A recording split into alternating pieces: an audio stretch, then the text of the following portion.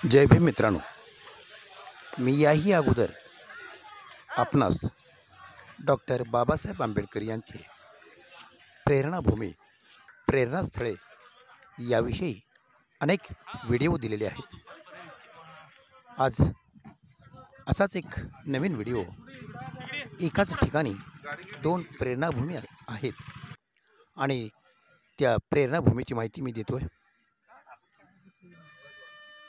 पुणे या ठिकाणी भीमा कोरेगाव व लगतच असणारे 3 किलोमीटरवर बुडबुद्रुक हे गाव, या दोन्ही ठिकाणी प्रेरणास्थळे आहेत.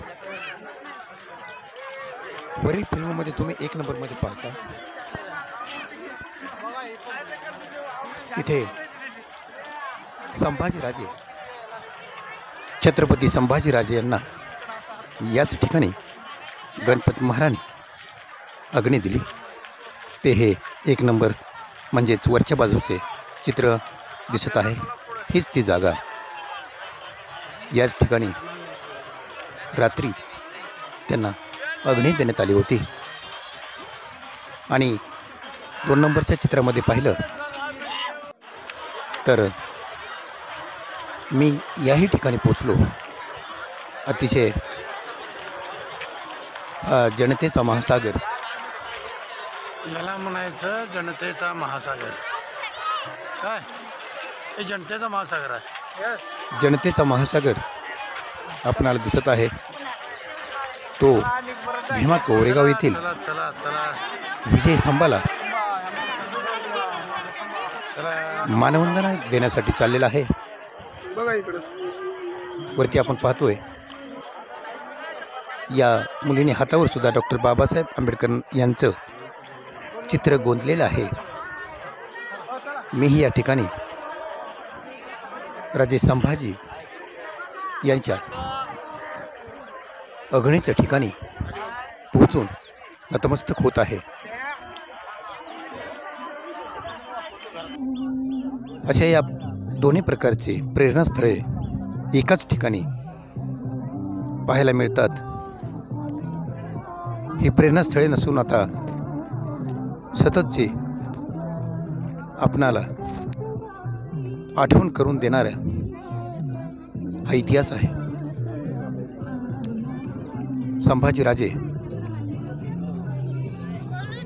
यांच्या देहाच्या तुकड्यांना शिवून महारवाड्यात अग्नी देणारा गणपत महार, यासही सप्रेम जय भीम.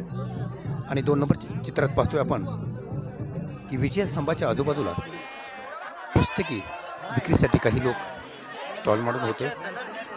याच ठिकाणी पूर्ण देशातून वेगवेगळ्या भाषेचे, म्हणण्यापेक्षा जास्तच करून बाबासाहेब प्रेमी, भीमप्रेमी, भीम अनुयायी या ठिकाणी येतात आणि या विजयस्तंभाला मानवंदना देतात. या ठिकाणी काही गीतही आपणाला वेगवेगळ्या राज्यातील लोकांची ऐकायला मिळत आहेत.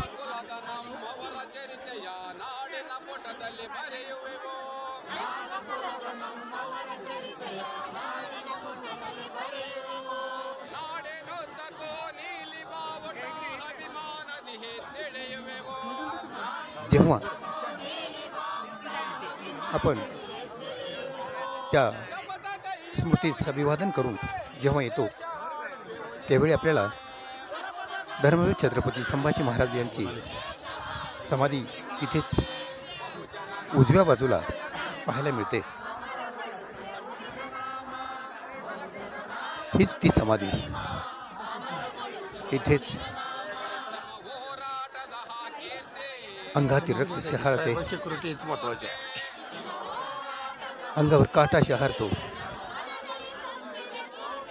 आणि हटवून येते ती संभाजी महाराजांची ताकद,